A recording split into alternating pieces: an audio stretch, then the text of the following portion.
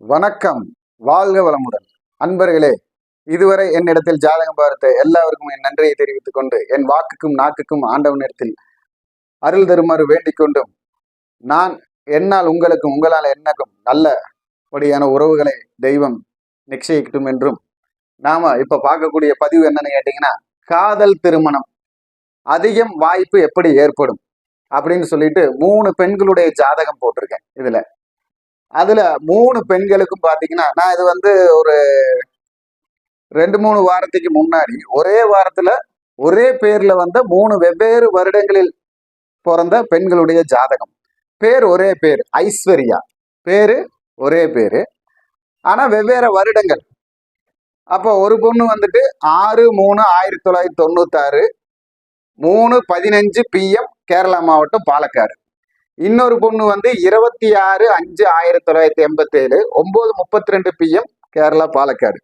இன்னொரு பொண்ணு 21/12/1990 9:30 AM பாலக்காடு. இந்த 3 ஜாதகத்துக்கு ஒரு ஒற்றுமை என்னன்னா, பெயர் ஒற்றுமை ஐஸ்வர்யா. இன்னொரு ஒற்றுமை என்னன்னா, 3மே காதல் திருமணம். அதுக்கப்புறம் இன்னொரு ஒற்றுமை என்னன்னா, 3 பேர்த்துடைய கணவன்மாரும் வெளிநாட்டில் இருக்கிறார்கள் அப்படிங்கிறது. அப்போ இத காதல் திருமணத்தில் வெற்றி 3 ஜாதகத்திலுமே ஒற்றுமை என்னன்னு கேட்டீங்கன்னா, காதல் திருமணம். அப்போ இந்த பெண்களுக்கு 3 பேருக்கு ஒரே பேரு ஐஸ்வர்யா. 3 பேரு வெவ்வேறு வருடங்களில் ஜனித்தவர்கள். இதுல 3 பேர்த்துடைய கணவருமே வெளிநாட்டில் இருக்கக்கூடிய அமைப்பு. அதே போல ஒரு ஜாதகம் மட்டும் கணவர் வேற ராசி, மீதி இந்த 1996 1987 பிறந்த 2 பேர்த்துடைய கணவருடைய ராசியும் ரிஷபம் ராசி. இதுல இப்ப இந்த 3 ராசியிலையும் 6/3/1996 3:15 PM பிறந்தவங்களுக்கு மூல நட்சத்திரம் தனுசு ராசி 3வது பாதம். 26/5/1987 பிறந்த அந்த பெண்ணுடைய ஜாதகத்துக்கு ராசி ரிஷபம் ராசி கார்த்திகை நட்சத்திரம் 2ஆம் பாதம். அதுக்கு அடுத்தது 21/12/1990 பிறந்த பெண்ணுடைய ஜாதகம் மகரம் ராசி திருவோண நட்சத்திரம் 3ஆம் பாதம். அப்போ இந்த ராசியில எல்லாம் இருக்கிற ஒரு ஒற்றுமை என்னன்னு கேட்டீங்கன்னா, புதனை செவ்வாய் 8ஆம் பார்வையாக பார்க்கிறார். புதனை செவ்வாய் 8ஆம் பார்வையாக பார்க்கிறார். அப்போ இந்த புதன் செவ்வாய் சேர்ந்திருந்து 7ஆம் பாவகமாக சூரியனை பார்த்து, அந்த சூரியன் புதன் செவ்வாயோட இருந்தா கண்டிப்பாலும் அந்த பெண்ணுக்கு காதல் திருமணம் தான். அதே மாதிரி இங்க புதன் செவ்வாய் சேர்ந்திருந்து அந்த புதன் செவ்வாயுடைய 7ஆம் பாவாதிபதி குரு ராகுவோடு சேர்ந்து நிற்கிறார். யாரு கூட சேர்ந்து நிற்கிறார்? ராகுவோட சேர்ந்து நிற்கிறார். அந்த புதன் செவ்வாய் ராகுவின் 3ஆம் பார்வையில் உள்ள சந்திரன் சூரியனுக்கு 2. அது நல்லா கணக்கு பார்த்துங்க. ராகு குரு இருக்காங்க. அந்த குருவிற்கு 3ஆம் பார்வையாக இருக்கும் சந்திரன் சூரியனுக்கு 2 செவ்வாய். அதான். அப்போ இந்த பார்வை இங்க மனசை பிரம்மாண்டமா சிந்திக்க வச்சு இங்க காதல் வலையில விழுக வைக்குது. புதன்கிற நகைச்சுவையான ஒரு இடத்திலையும், புதன்கிற ஒரு வித்யாகாரங்கிற அந்த புத்தியை செயலிழக்க வைத்து காதலுங்கிற அதாவது வலையில விழ வச்சு 17 வருடம் ஆகிறது கல்யாணமாய். இந்த பொண்ணுக்கு பேரு ஐஸ்வர்யா. கணவர் வெளிநாட்டில் இருக்கிறார். அதே இந்த 6/3/1996 பிறந்த இந்த பொண்ணுக்கு பேரு ஐஸ்வர்யா. 10 வருடம் ஆச்சு கல்யாணம் ஆகி. இங்க புதன் செவ்வாய் சேர்க்கை, அந்த செவ்வாய் 7ஆம் பார்வையா சூரியன் வீட்டை பார்க்கிற, அந்த சூரியன் கூடயே இருக்கிறார். இந்த 7வது இடம் காலச்சக்கரத்துக்கு 5வது இடம், அவருடைய லக்னத்துக்கு 2வது இடம், ராசிக்கு 8வது இடம். அப்போ மனம் ஒரு அவமானப்பட்டு திருமணம் நடக்கணும் அப்படிங்கிறது. அப்போ அந்த திருமணம் நடந்துட்டு இருக்கிறது. அதே மாதிரி இந்த ஜாதகத்திலும் செவ்வாய் 8ஆம் பார்வையா சூரியனையும் பார்க்கிறார், புதனையும் பார்க்கிறார், சுக்கிரனையும் பார்க்கிறார். சுக்கிரன் செவ்வாய் வீட்டில் இருக்கார். இந்த ஜாதகத்திலையும் செவ்வாய் வீட்டில் சுக்கிரன் இருக்கிறார். இந்த ஜாதகத்திலையும் செவ்வாய் வீட்டில் சுக்கிரன் இருக்கிறார். அப்போ இந்த மாதிரி காதல் திருமண வீட்டுல பாத்தீங்கன்னா, ஒன்னா செவ்வாய் சுக்கிரன் பரிவர்த்தனையோ, செவ்வாய் சுக்கிரன் வீட்டிலோ, இல்ல சுக்கிரன் செவ்வாய் வீட்டிலோ, இல்ல அந்த நட்சத்திரங்களிலோ நிற்பார்கள். சுக்கிரனுடைய நட்சத்திரத்தில் செவ்வாயோ, செவ்வாயுடைய நட்சத்திரத்தில் சுக்கிரனோ, நின்றால் அந்த ஜாதகர்கள் அதாவது முக்கியமா அவங்கள நோட் பண்ணிக்கலாம், காதல் திருமணத்துல மனம் லயிக்கும். அது பெண்களுக்கு தான் கூடுதல் அமையும். ஏன்னா பெண்கள் தான் வந்து மனம் வயப்படுவதில் வேகமாக விழுபவர்கள்.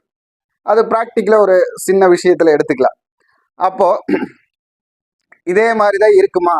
இல்ல, சுபகிரகமான குருவுடைய பார்வை இருந்தால் அதில் மாற்றம் வரும். சுபகிரகமான குருவுடைய பார்வை இருந்தால் அது அப்படியே, அது எந்த பாவக காரகத்துவமோ அந்த காரகத்துவத்துக்கு அந்த ஆதிபத்தியத்துக்கும் உள்ள செயல்பாட்டை செயல்படுத்துவார். ஆனாலும் அவர்கள் குடும்பத்தில் காதல் திருமணம் வரும். சிலப்போ அவங்க அப்பா அம்மா காதல் திருமணம் பண்ணீங்களா இருக்கும். ஆனா இந்த காதல் திருமணம் அந்த குடும்பத்தில் கண்டிப்பாக இருக்கும், இல்லாம போகாது. இப்போ இந்த அமைப்பு இருந்து இதே மாதிரி இப்ப இந்த ஜாதகத்துல பாத்தீங்கன்னா இந்த செவ்வாய குரு எந்த ஜாதகத்திலுமே பார்க்க மாட்டார். செவ்வாய்க்கு குரு பார்வை இருக்காது எந்த ஜாதகத்திலையும்.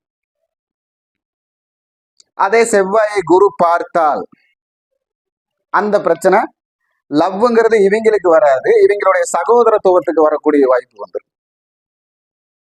இல்லையா அவங்க அப்பாவே இன்னொரு கல்யாணம் பண்ணிருவாரு, அந்த லவ் அங்க பாதிக்கும். அங்க குரு பார்த்தா வீட்டுல யாரு மூத்தவங்க இருக்காங்களோ, இல்ல அந்த மூத்தவங்களுடைய அமைப்பில் யார் இருக்கிறார்களோ, அந்த குருங்கிறவரை வந்து அந்த இடத்துல சூரியனுடைய பார்வையிலையோ இல்ல சந்திரனுடைய பார்வையிலேயே வந்துட்டார் அப்படின்னா அங்க அவர்கள் தந்தை 2 திருமணத்துக்கு உட்படுகிறார். இதுதான் காதல் திருமணத்துடைய முழுமையான அமைப்புள்ள ஜாதகங்களை 3 ஜாதகம் ஒரே பேர்ல போட்டிருக்கேன். அப்போ இந்த பதிவு இதே மாதிரி உங்க ஜாதகத்தை எடுத்துக்கூட நீங்க வந்து வச்சு பார்த்துக்கல. புதன் செவ்வாய் சேர்ந்து இருக்காங்களா, புதன் செவ்வாய், செவ்வாய் வந்து புதனை பார்க்கிறாரா, அதே மாதிரி அந்த புதன் செவ்வாய் பார்வை 7ஆம் வீட்டில் இருக்கிறதா, அந்த மாதிரி எல்லாம் பார்த்தா அது திருமணம் காதல் திருமணமாக இருக்கும். காதல் திருமணத்துக்காக நடக்கக்கூடிய ஜாதகம். அதை நம்ம பார்க்குறப்பவே சொல்லல இது காதல் திருமணம் தான் அப்படின்னு. அதுக்கு ஒரு விதிவிலக்கு சொல்லியிருக்கு. குரு பார்த்தால் அவங்களுக்கு நடக்காது, அவங்க குடும்பத்துல நடக்கும், அப்பாவிற்கோ அண்ணனுக்கோ சகோதரிக்கோ நடக்கக்கூடிய வாய்ப்பு வந்துடும். ஆனா அந்த வீட்டில் அந்த அமைப்பு கண்டிப்பாக வரும். இதை நோட் பண்ணிக்கலாம். அது வராம இருக்கிறதுக்கு நம்ம முன்னெச்சரிக்கையா ஒரு ஜாதகரை, ஒரு ஜோதிடரை, நல்ல ஜோதிடரை சந்திச்சு இந்த பார்வையில் இருக்கக்கூடிய கிரகத்துக்கு உண்டான பலன் எது, அப்படி மனம் லைக்காண்டு இருக்காங்க. இவங்களுக்கெல்லாம் நல்ல வாழ்க்கை கிடைச்சிருச்சு, ஆனாலும் கணவன் விட்டு பிரிஞ்சு நிற்கணும். ஏன்னு கேட்டுக்கீங்க, இங்க சுக்கிரன் சந்திரனுக்கு 12ல போயிட்டார், அதனால கணவன் வெளிநாட்டுல இருக்கார். இங்க பாத்துங்க, இங்க செவ்வாய் சந்திரனுக்கு 3ல் இருக்கக்கூடிய செவ்வாய் 8ஆம் பார்வையா ராகுவை பார்க்கிறார். அந்த செவ்வாய் ராகு 8ஆம் பார்வையை பார்க்கிறப்போ அவர் வெளிநாட்டுல மெடிக்கல் ஃபீல்ட்ல ஏதோ ஒரு ஃபீல்ட்ல இருக்காரு. அதே இந்த ஜாதகத்துல பாத்தீங்கன்னா சுக்கிரன் சூரியனும் 12ல, லக்னத்துக்கும் ராசிக்கும் 12ல மறைகிறார், அவரு வெளிநாட்டுல போயிட்டார். ஆனாலும் ஒரு பிரிவு இருக்கு. இந்த புதன் செவ்வாயுடைய சேர்க்கையில ஒரு பிரிவு, அதாவது வெளியூர் போய் வர்றது, வெளியூர்ல போய் தங்கி 20 நாள் 25 நாள் வேலை செஞ்சுட்டு வர்றது, இந்த மாதிரி அமைப்புல இந்த ஜாதகத்துக்கு வரும். அப்போ இந்த பதிவு உங்களுக்கு பிடிச்சிருந்தா லைக் பண்ணுங்க, ஷேர் பண்ணுங்க, கமெண்ட் பண்ணுங்க. உங்களுடைய ஜாதகத்தை இதுல வச்சு பார்க்கலாம். உங்களுக்கு இதே மாதிரி முன்னெச்சரிக்கையான அமைப்புல நம்ம பார்த்து நல்ல அமைப்பை தேடி கொடுக்க முடியும். வணக்கம், வாழ்க வளமுடன்.